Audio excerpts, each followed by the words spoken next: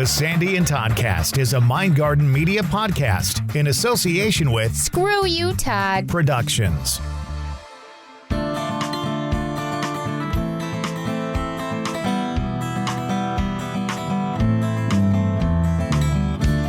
Another week. In fact, it's Easter Sunday when this one comes out. It's another Sandy and Toddcast.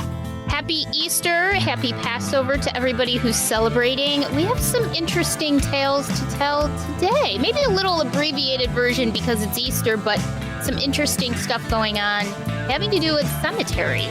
Should be a good one. It is season 4, episode 14, Tales from the Grave, and it's on the Sandy and Toddcast next.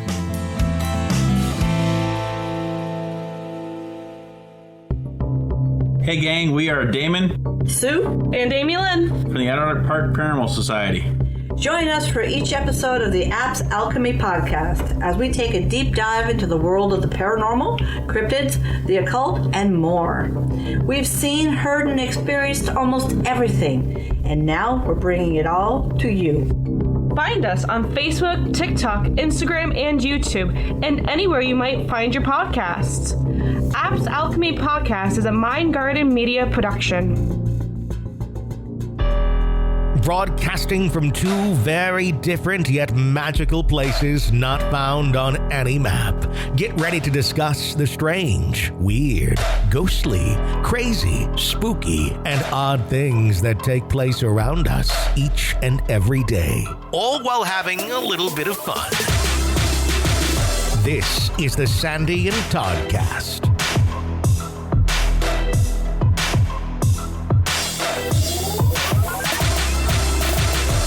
And welcome to another Sandy and Toddcast. She is Sandy. He is Todd. And this is all Tales from the Grave. Oh, I like that. It's a little spooky. Should I do the whole... little mysterious. Tales from the Grave. I love that. What happened to your phone, by the way?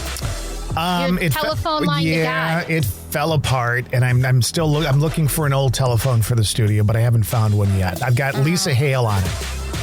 Oh, good. Lisa will find you one. Lisa's really good at that stuff. I know. Here's the thing, though. Awesome. When I think of their house, I've not been over to their house in quite some time. When I think of their house, what I picture now is Sanford and Son. I'm serious. I really think that's what it's like. Because they have a business where they take small items and then they flip them and sell them again. And they buy them at estate sales and stuff like that. And they find things that are worth money and then they sell them and make the money off it. They're doing very well at it, but it's all being run out of their house. So they have thousands and thousands and thousands of all these items in their house. And it literally is, I picture Dave with his hand over his heart going, I'm coming, Elizabeth, that kind of stuff. So. Oh my gosh. Well, our house is like that. It's just because we have 4 cats and a dog. Oh. But, our house is, I am so happy for people who have white furniture and white carpeting and all that beautiful stuff. And, I'm so happy for them, but that's not my house. My house is purely pet oriented, pet friendly, completely, the whole 9 yards. I came from a house where, and this story's been told a million times on any podcast that I've ever done, but my mom was OCD over the top about cleaning. OCD over the top about cleaning. And she would literally, every Saturday was cleaning day. And nothing else happened on Saturday until all the cleaning was done. Yep. Vacuuming, dusting, bathrooms, floors scrubbed, blah, blah, blah. And every spring she did spring cleaning. Everything came out of every cupboard. Every dish was rewashed. Every cupboard was cleaned out. Everything was put back in. Every curtain taken down and washed. Any walls that needed to be painted were done during spring cleaning. All the windows were washed during spring. She took a week, took time off of work, usually some sort of vacation. Oh, my God. And spring cleaning was done. She was fanatical about it. And the pinnacle of her craziness was if my dad ate a sandwich without a plate, because why wash a plate for a sandwich, right? So he would stand over the handheld. sink. He would stand over the sink and eat like a cheese sandwich or something. Right. And there were crumbs in the sink. Uh-oh. OMG. Or if you washed your hands in the bathroom and left spots on the faucet. Oh, my God. That could turn into a weekend of screaming about how we didn't care. I laughed, but I'm sure living in the middle of it wasn't as much fun. It was nuts. And later in life, she had a hysterectomy and some of that went away. But for a long time, she was just very adamant about cleaning. And the thing is, if you're one of those people, usually you don't have a lot of stuff because you don't want to be cleaning a lot of stuff. Right. But she was not that kind of person. She had bits and bobs all over the place. She had knickknacks here and knickknacks from her mother and knickknacks that she found and all this stuff. And so all of that had to be cleaned every week. Wow. And it wasn't, feather duster in a house, never saw a feather duster growing up because if you were dusting, everything came off the living room table, the side table. It was dusted properly with Pledge or End Dust or something like that. Then everything was placed back on. Wow. Now, my grandmother was a cleaner. I am very laid back about it. My house is far from a pigsty, but, with pets and stuff, and a lot of pet owners will understand this, especially if it's multiple pets. There's just no keeping up with it. There's absolutely no 100% keeping up with your house if you have multiple pets. One pet, okay. That's a little bit easier. But I just, and Dave's the same way. We're pretty laid back about it. We don't have many people come to our home anyways. So it's, not a big deal. But here's something really weird, Todd. Of course, it's coming from me. Right. But I'm like that at home. But when it comes to our camper, like our seasonal site with the camper on it, I am fastidious. And it might be because we don't have pets there except for Spike. Spike's the only one who comes with us. The cats stay home. But everything has to be cleaned. Everything has to be in its proper place. Every weekend when we go or any time that we're there, it has to be clean. But my home, I'm much more relaxed about.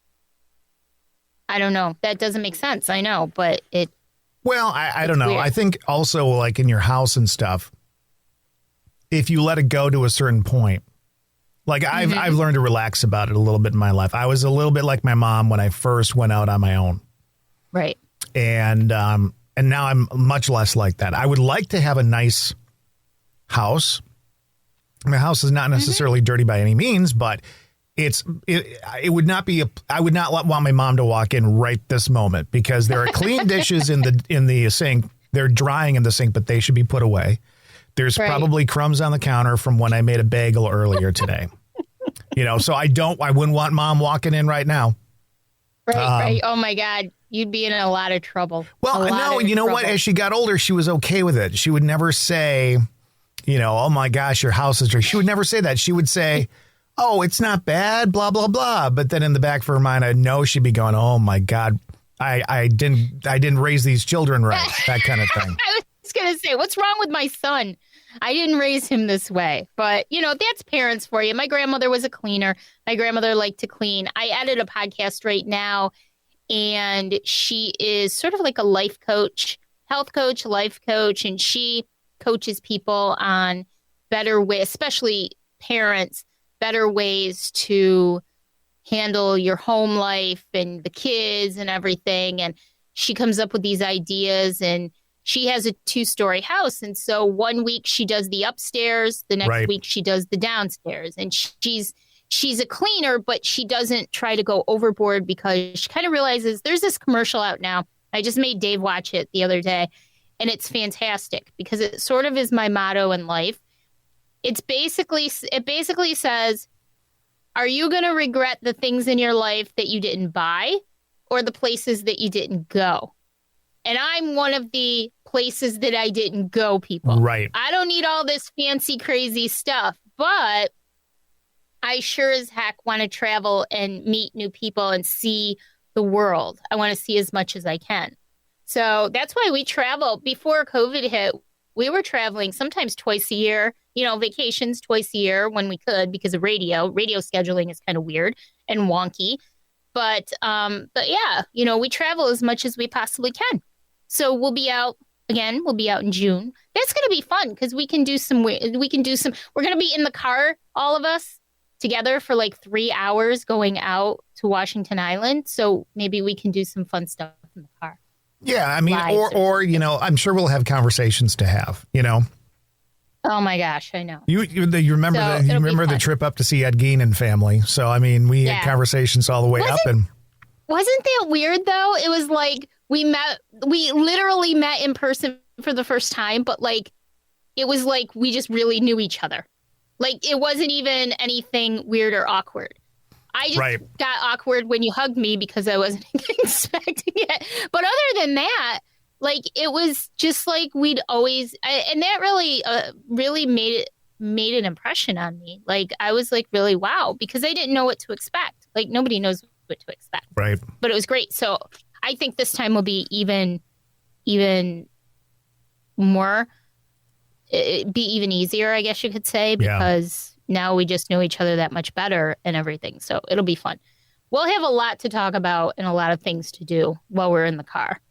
Oh, I'm sure. I'm so excited to go up there. And there's also a cemetery on Washington Island.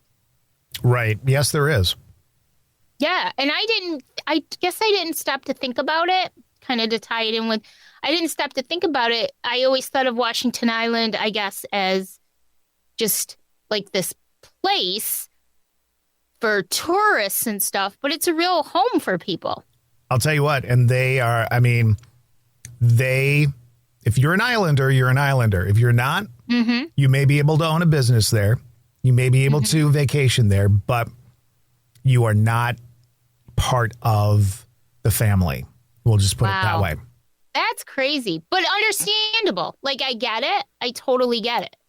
And you see that sometimes anywhere is you move to a small town, and you're still an outsider, even if you've been there for 10 years, because you're not one of the family, the group, that was always there. So very interesting dynamic. I'm looking forward to seeing it a lot. So speaking of cemeteries, Dave and I visited 2 cemeteries on Friday evening because we kicked off our second season of geocaching. It was finally decent enough weather that we got to do it. So we loaded my mom and the dog in the car, and we visited 3. We actually got 3 of them, but we visited a couple cemeteries.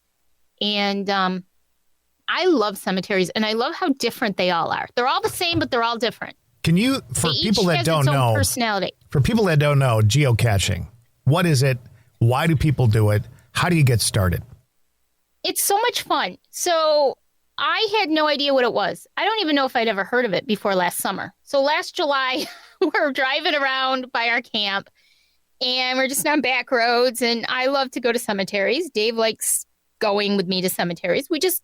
I've always felt, I don't know if at home is the right term to use, but I've always loved cemeteries, and I feel peaceful at cemeteries. So we found this really old one, and I'm wandering around, and I look down by this tree root, and there's a hole with a sandwich box, and I pick it up, and you guys will remember this from probably, I don't know if it was season 3, I was telling the story, and I pick it up, and it's got like this little notebook in it, and there's like all these symbols and all kinds of really weird, creepy to me at the time, things in it. And I thought that somebody was practicing black magic. I'm like, why would this be in a cemetery? I have no idea. So I got freaked out because now I'm like, Jesus, I touched this thing. It's going to be all after me. I had my crystals in the car in my purse. So I'm pulling my crystals out and I'm calling you and I'm like crying. I'm like, Jesus, Todd, I don't know what I just unleashed. And there's audio of that there's audio of that on the podcast. We actually did share that. Yes. And I'm like, I was scared. Like I had no idea. So fast forward it. I had all people involved. We had Aaron Mazza involved. I had everybody involved. So come to find out, long story short, it was a geocache. And I can't even remember how I figured it out. And what this is it's sort of like a game, a treasure hunt, and it's all around the world. And once I realized what it was, and I wasn't so afraid of it, I went back to see it and to actually look at the box and everything, because it was literally 10 minutes from my camp. And it was sort of born in us. We decided we wanted to join in on this really cool adventure, this game. So what happens is people hide. They can be any size containers. They can be anything from a little tiny bullet-sized container to a big ammo box. They hide them at certain sites, and a lot of them are nature trails, historic buildings, cemeteries. The whole idea of geocaching is to make you explore, make you think. Some have riddles with them, so you have to figure out where it is based on the hint or the riddle. And it's to help you explore and find out about new places and new things. It's very adventurous. And so far, with the 3 we added Friday night, we are now up to 86. So when we get to 100, there's people with thousands of them, been doing it since 2002. And once we get to 100, that'll be a big milestone for us. We'll be excited about that. We just started last July. And it's so much fun to do it. We do it in our spare time. There's some right around my house. We have an app. But there's some everywhere. We actually did some in Oshkosh last September when we came out. And I remember you messaged us. You're like, are you guys done yet? Because you're getting hungry. We want to go to lunch. But it's so much fun. So I suggest it to people if you're looking for something fun to do, especially during the pandemic when you don't have to be around other people. You can do it yourself.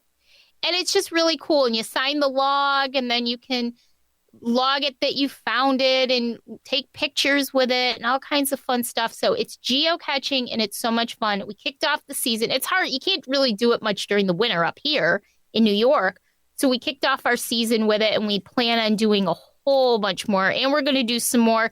Actually, Washington Island and the Upper Peninsula also have some geocaches. So we thought that would be kind of cool to be able to do that too.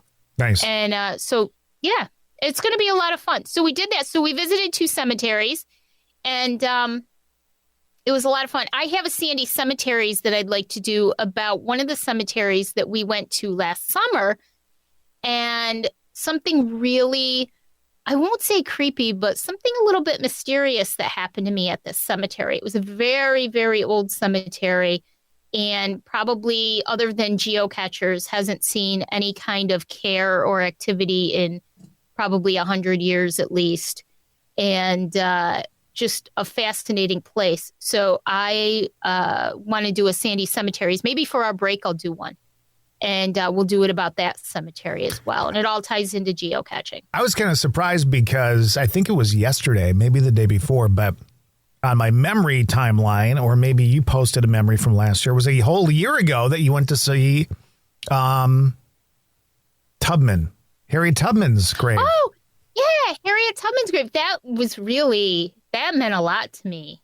That really emotionally, wow. I've always wanted to go, and her homestead is in the area as well. But that's been kind of closed for a while because of COVID and everything. I'm not sure if it's open yet. Hopefully by the summer they will. But I've always wanted to visit her grave, and we finally went to it. We had a day where we went out to shop at the outlets, and on the way home we stopped. And it was really emotional, and it was wonderful. And to see all of the trinkets and gifts that people left. Some people actually brought water from down south, and I didn't realize we were going to talk about this, so I don't have it off the top of my head, but a river that was involved with her back during her lifetime with the slaves, and they took water from it and they brought it up and left jars of it at her grave. And I just thought that was amazing. The number of trinkets and the stones, the painted stones that say like best friends and getting the good kind of trouble, all that kind of stuff. Just absolutely unbelievable. Very emotional experience. Very hard for me to believe that was a year ago already, because you did a Sandy Cemeteries on that, and we did a live cast on it. Yeah. Yeah, it was really cool.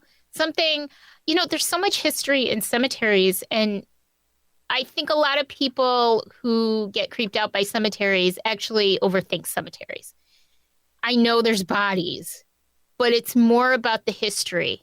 It's more about learning about these people and giving them a name and giving them a story, because their lives mattered. No matter who you are, your life mattered. We did the one on the Peterborough Cemetery last summer with the slaves buried in unmarked graves. And 2 of the slaves actually received headstones thanks to a wonderful woman who generously donated the money for it. And they all deserve stones because they all deserve their story to be told.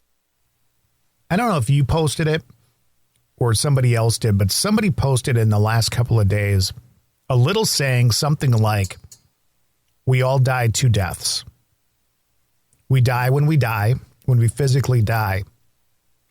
And we die again when there's nobody left to remember us. And Isn't that true? It is true. And I think that's why, as much as I want to, part of me just wants to be, cremated and throw me out in the wind someplace and forget about it. But then there's also a part of me is like, I don't want people to forget about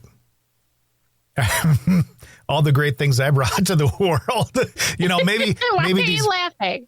Maybe these awful podcasts will be something somebody in the future will come across and be like, listen to these assholes laughing at themselves and all that shit. But in the end, it's very true.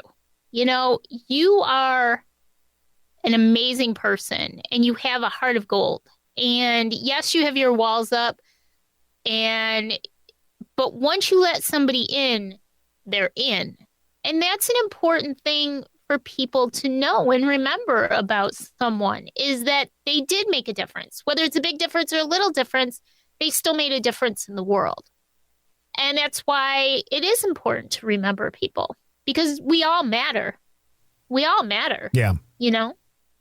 So that's why I appreciate when you go to, you've had several situations where you've seen some headstones, you did a little research on them, and all of a sudden there's this huge story about this individual and their family and where they came. Seriously, I mean, how wonderful is that? Crazy. It's how wonderful is that? Because how many cemeteries sit without any visitors for, months at a time? And Exactly. And that's what happened to me at the cemetery last summer. I don't know the last time. I mean, I can look up in my app and see somebody logged, I found it on such and such a date, but were they there just for the geocache? Well, I don't go just for the geocache. Sure, I go for that. Right. But I want to know about these people, and I want to know where they come from and why. I read to you some of the epitaphs, and I'll put those in my Sandy's Cemeteries episode. But I read to you some of the epitaphs on the graves. We don't see a lot of those here in this area. And that really stuck out for me because these people cared enough about the people that they buried to write those things about them when they died. And I think it's amazing. It really is amazing that people living in a world like we live in today, people 100 years ago could teach us a lot of lessons about understanding and respecting lives and getting through life. I mean, we all go through horrible shit, but some of these people went through some really nasty stuff. And then we're sitting here going, oh, my life is so bad, it's not to bring in Ukraine, but you know what? My life is really good compared to some of the lives that have been destroyed around the world right now. So I heard a report. I'm grateful for what I have. I heard a report. I think it was this morning. It just blew me away. It was a report that in their main city there, in the capital city, that they've found like 900 bodies or something like that. Yeah. They would just murder civilians, and we won't get into some of the stuff I've seen, but they would just murder civilians, torture them, rape them, murder them. And one poor guy was thrown down a well. His mother found him in the well. We should be so fortunate and feel so happy and thankful that we don't have to live a life like that. Right. You know? So my boobs, my vagina, in the grand scheme of things, Not a really big deal. don't mean that much. I'm okay. I'm okay. From now on, when you're going down those roads of the boobs and the vagina, I'm just going to say, but you're not in a well. You're not in a well. Exactly. And it's true. So, all my issues so far, knock on wood, in the end, I'm okay. So far, I'm okay. Right. So I'm grateful for that. But, it is interesting. One of the main things we wanted to talk about this week was this sort of like adventure, talking about geocaching, adventure that I started back in September and finally somewhat brought to an end because I still have one more piece of the puzzle that I have to attend to. But I started this adventure back in September. It was the day before we left Chicago to come out to you, to Oshkosh. And I have always wanted to go to Bachelor's Grove Cemetery in Midlothian, Illinois. And never thought I'd go. Been hearing about it for years. Always on all of these shows, the ghost shows, the one of the most haunted places shows. And said to Dave, well, Dave, it's only about maybe an hour south of Chicago. I really want to go on this trip because I don't know if I'll ever get a chance to go again. And he said, well, sure. So we went out and we did a whole episode on that last season. We talked about our trip, but then we talked about these cemeteries, Graceland Cemetery in Chicago and Bachelor's Grove. And I purposely didn't take any equipment with me, not even a recorder to Bachelor's Grove, because to me, it wasn't really about what can I catch paranormal wise at this cemetery. I just felt like I needed to go there, right? So we went, and it was an extremely emotional. I don't even expect it to be like that. It was an extremely emotional place for me because I picked up on the energies there, and the energy there is very, very, very strong. And it's an energy of sadness. It's extreme sadness for me. I picked up on a terribly sad.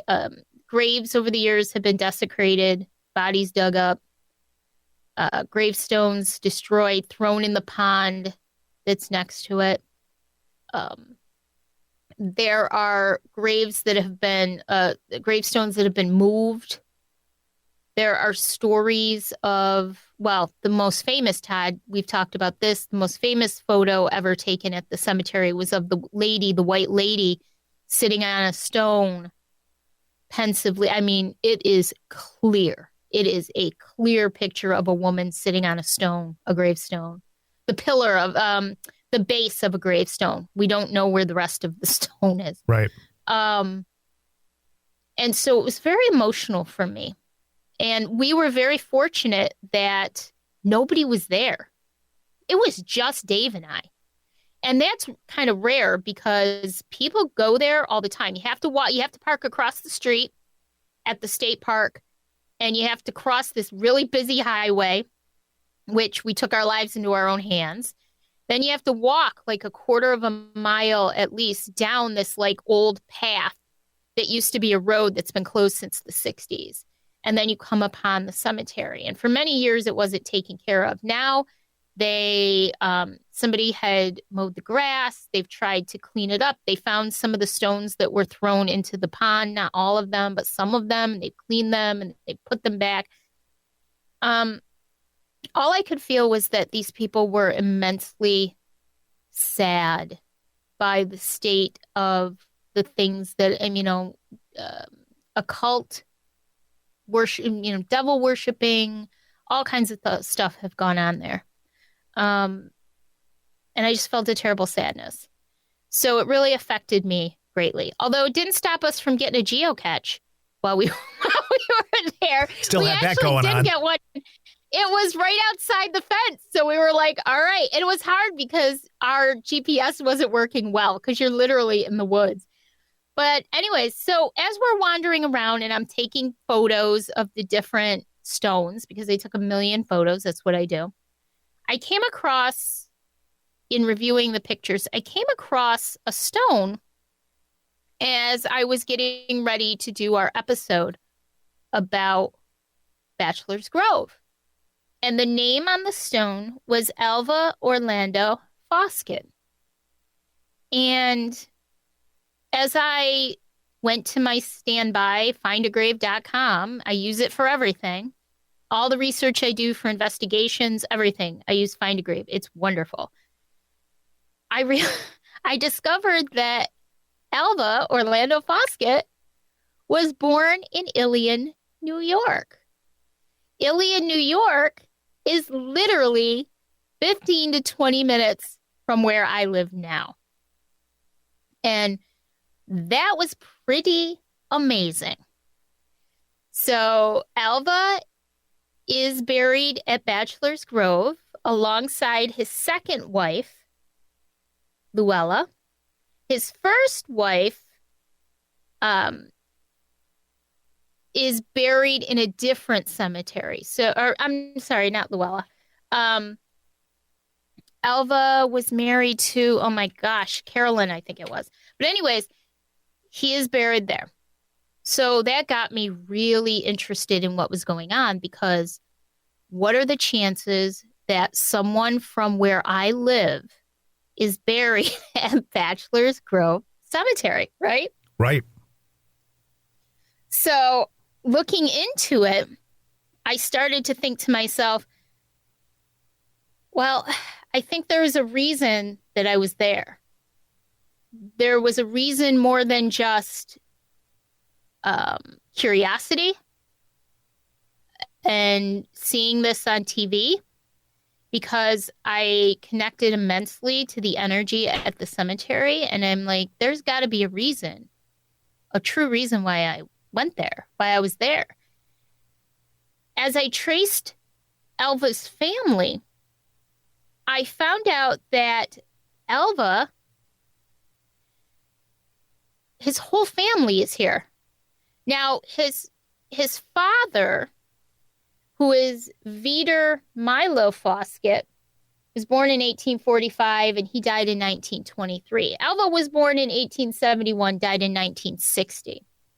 But Vitor Milo, who went by Milo Foskett, is actually buried in Herkimer. Again, 15, 20 minutes from me. The rest of the family, a good portion of the family, is buried in Miller's Mills, which is another cemetery not that far from me. And so tracing this family back, I was able to trace wives and children and grandparents, and I was able to trace this family back to the 1500s. Wow. There's an actual night, a night from Huguenot night in this family from the 1500s. And so one interesting thing, Vitor Milo and his wife, Cornelia, and everybody was married several times back in those days because people died very young. And so what you would do is you would just marry because you would have children. And somebody needed to take care of children. So that was one of the reasons why people would sometimes have multiple wives or husbands. Right. And illness really ran rampant back in the 1800s. I found that in my own family when I traced them back. Illness ran rampant. And sometimes you would marry somebody's sister, the wife's sister. You know, that's how it would work. So Milo and his wife Cornelia, who was his first wife, had Alva and also had Luella. So had 2 children together. And then Milo, I keep calling him Vitor. Milo and his second wife, Ella, had twins, a boy and a girl, Ruth and Rutherford. Now, Rutherford died either in childbirth or within the first year of his life. I wasn't able to determine exactly when because it's just the 2-year dates. But Ruth went on to live a very long life. She ended up in Florida. And in let me just tell you guys this cute story because I thought this was interesting. I found some old newspaper articles. And from 1914, June 3rd, 1914, there's an article, and this is Elva's half-sister, Ruth, Milo's daughter. At her home in North Ilion, Miss Ruth Foskett entertained at the Baptist Church. After a literary program and a vocal solo by Miss Marie Olds, dainty refreshments were served. Before leaving, the young ladies were presented with favors which contained the following announcement. Mr. and Mrs. V. Milo Foskett announced the engagement of their daughter, Ruth Ella, to Vernon John Barse. The wedding will take place in the near future. Well, then, on July 30th, 1914, W.T. Miller and family took an auto trip to Ilion, attended the wedding of Miss Ruth Foskett, only daughter of Mr. and Mrs. Milo Foskett, to Vernon Barse of Mohawk, which took place at 7:30 p.m. Saturday at the home of the bride. The bride was attired in a white satin gown and wore a long white veil and carried a shower bouquet of white roses tied with long white satin ribbons on which were attached white carnations and sweet peas. The newly married couple will take up their residence in a furnished home in Mohawk. I love that. Wow. They took an auto trip, Todd. And what I love about that is that I'm able to find these things and really get a glimpse. Talk about understanding people and giving them a story. The funny part of this whole thing is that a year later, the whole marriage didn't last very long. A year later, they ended up getting divorced. Ow. And there's even a divorce record. And Ruth did end up marrying someone else and ended up in Florida. But in 1960, Ruth was presented. Now, normally the crest and coat of arms of a knight in a family is handed down to the male in the family. But because there was no males left at this time in 1960, let's see, was it? I think it was 1960. 1960, the coat of arms and crest was presented to Ruth, which was a big deal for the families around here who were related to the Fosketts because they literally had a coat of arms for this family, and that's kind of a rare thing. Yeah. It was Sir William Foskett, and that was his coat of arms and certified crest. I tried to find it. I cannot locate it. I probably have to spend a lot of money to find it. But it was a big, big honor. So stuff like that really made me feel like I was tied to this family in some way. And knowing that Elva is at Bachelor's Grove, a place that I've always been drawn to and always wanted to visit and finally did, and then connecting on that energetic level. Dave and I, a few weeks ago, took a ride out to the Oak Hill Cemetery in Herkimer, drove around a lot because the location of the stone wasn't that exact. Right. But drove around a lot and actually got to visit Milo Foskett and his wife, Cornelia. His wife, Ella, and the grave of their son, Rutherford. Now, Ruth, her name is on there, but she was buried elsewhere. I think they did that a lot back in those days. They would put the whole family on there, and then not everybody was always buried in the same place. Right. Because I got a little confused because some of the members of this family were also listed in Miller's Mills with the rest of the family. So it was kind of, I had to do a lot of detective work on it. But we actually took a bouquet of flowers out and took some pictures and visited them. And I'm going to get emotional, but I talked to Milo about his son and told him the story. And I feel like it sort of came full circle. The fact that I visited his son at Bachelor's Grove, and then I got to visit his son, Milo, 20 minutes from where I live. Right. It was just a very, very emotional thing. And it really was very important to me, I think, to tell that story and to be able to connect with Milo and tell him, look, I visited your son. Your son may not be where the rest of the family is, but he is not forgotten. And I just thought that, and neither are you. So I just thought that was such an interesting thing I wanted to share with everybody, because that's the perfect example of how important it is to visit cemeteries and to learn about these people. They're not just stones. They had real lives and real feelings and real emotions and real families. And it's just so important. I know that was long-winded, but I had to tell that story because it was just fascinating to me. If you really want to, if you're thinking, well, that kind of interests me, how do I start? She had a great idea. Go to findagrave.com and look up your last name and the state you live in. Just keep it within the state, because if you look up your last name, it's going to be all over the country, and maybe the world. But at any rate, findagrave.com, look up your last name, look up the state, and all of a sudden, boom, and you're going to see names you recognize, and you're going to see names you don't recognize, and you're going to see areas where, like, one town has a bunch of people with your last name buried there. And especially like with me, my real last name is not a very overly common name as far as the spelling and all that kind of stuff. And while you were talking, I did that. It was like, oh my gosh, look at this. Look at that. There's this one. There's that one. Oh my gosh. And it's like, now I've got like a summer trip planned to go to all these graves. But it's true. It's true. And you don't need a lot of information. Like you said, you just throw in your name.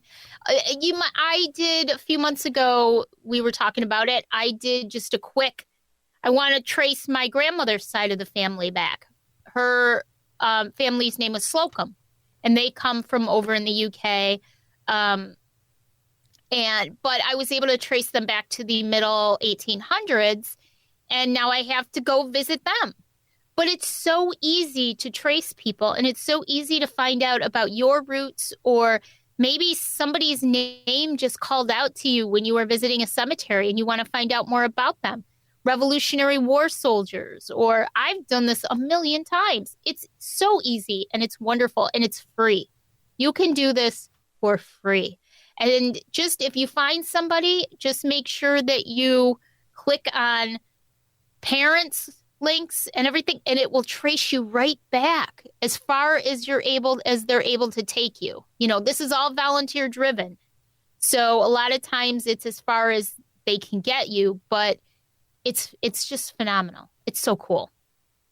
And you can learn a lot about yourself and about the people that you've encountered along the way, or the stones that you've encountered along the way. And I just feel like it came full circle for me. Now, one more piece of the puzzle is I want to go to Miller's Mills, because 95% of Alva's family is actually at the Miller's Mills Cemetery, not at Oak Hill.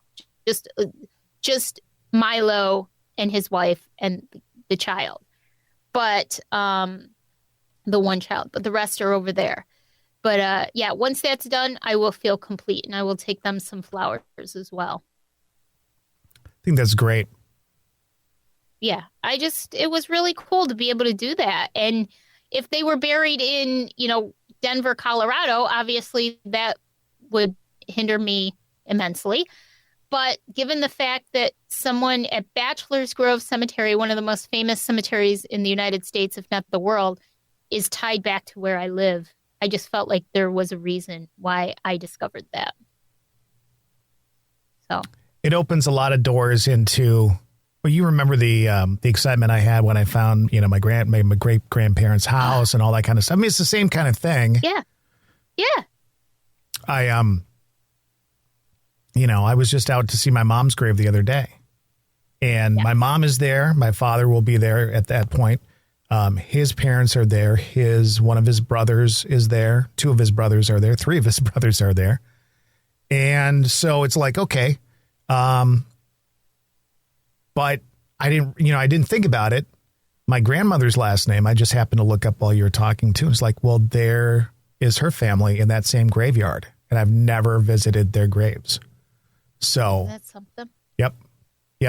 I mean, it's interesting. I was just going to say my grandmother's sister, Lily, I remember her growing up. She would come over for, 4th of July eating chicken bones and stuff like just crazy stories. She'd sit over there chewing on the bones because it was so good. And then she'd sit there and pass gas at the table and stuff because she didn't know she was doing it.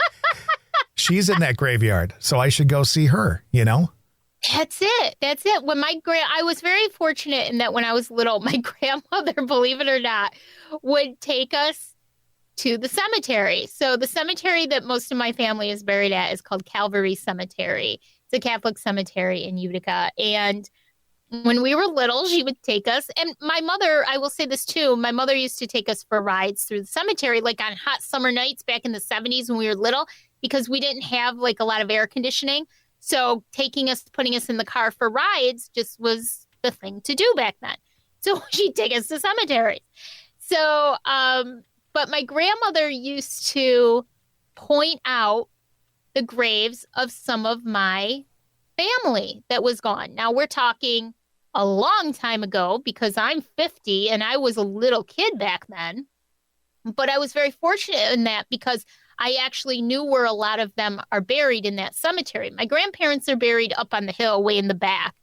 They're the only ones that are way back up there. But a lot of my family is buried there. So I know about it, which is so cool. And so you can actually look them up on Find a Grave and you can actually find out what their lot number is, what the plot number is, the whole 9 yards. And there are other resources. So if you are on Find a Grave and you get some information, I remember when I was doing the Sandy Cemeteries about the mental institute hospital that you and I visited, Todd, cemetery, they actually had birth and death records on there. They had the reason for death. So there are other places too that you can go in. The Social Security Death Index will also list certain things. So you can find out more information there. There's a whole plethora, I love that word, plethora of things that you can do to research not only your family, but other people and their stories that you might come across. Just so cool. Well, good stuff. This was a good one.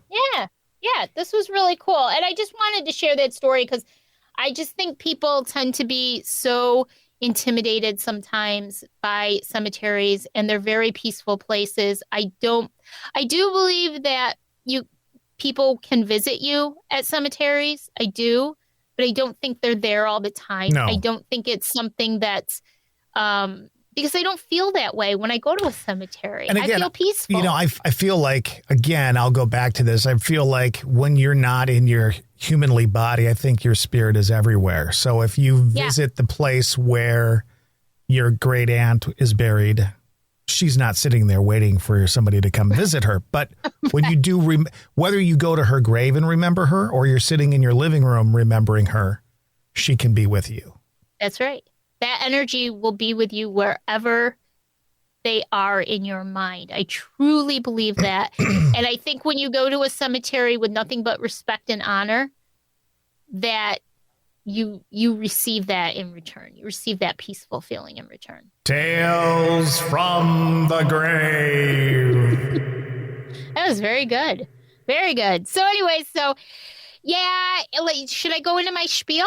Sure. Why don't you go into the spiel till we get All that right. thing recorded? We'll get that recorded for the next season, right? I know. Yeah, we're going to work on that for the next season because I always forget something. This way we can get it all in there. Maybe I'll hire one of my UK voice people if you want and get them to say it in their English accent. So it Wouldn't sounds that be really sexy? professional. Yeah. I know. That would be awesome. I think we should do that. Okay, I will. Seriously. All right. So here's the spiel. Just make sure you like us on Facebook. You can also like our other podcast, the Empathic Carry podcast, which is definitely due for a new episode on Facebook. We are also part of a group. We run a group called Stay Weirdos, Friends of the Sandy and Toddcast. You can join us there. We have so much fun in that group, especially the last week or so. Some of these memes and things that we've been sharing with each other have been off the hook and just absolutely hilarious. So just a safe space for everybody to go hang out, ask questions, give opinions, and nobody's going to judge you for it at all. We're all just great people in there. So join that group. Make sure that you look for us on any of the platforms that you find your podcast. And please, please, please, I beg of you, leave us a review. Make sure you tell everybody how great we are, because believe it or not, that bumps us up in the standings and more people can find us. So if you like us, give us a good rating, subscribe to us, and follow us so that you never miss an episode. Because, I mean, let's face it, Todd, who wants to miss an episode of this? And you can always, if you're thinking about starting your own podcast, everybody can do a podcast. It's so much fun and it's so easy. If you're thinking about it, we have a side project called Mind Garden Media. We also have a couple of great clients that you can join. We're all a big family. We do podcast editing, production, and we also can consult you and help walk you through it from beginning to end. So check out the Mind Garden Media Facebook page right on Facebook. And I think we got it all. That is Sandy's spiel. That was my spiel. I love that word. So happy Easter, everybody, if you celebrate. Happy Passover. And if you don't celebrate anything, just have a darn good day. That sounded so Midwestern. You have yourself a gosh darn good day now, gosh darn good day. I'm ramping myself up for like 8 weeks from now. So Behave. All Lots right. of cheese. All right. Till next time, Sandy and Toddcast. Bye. Bye.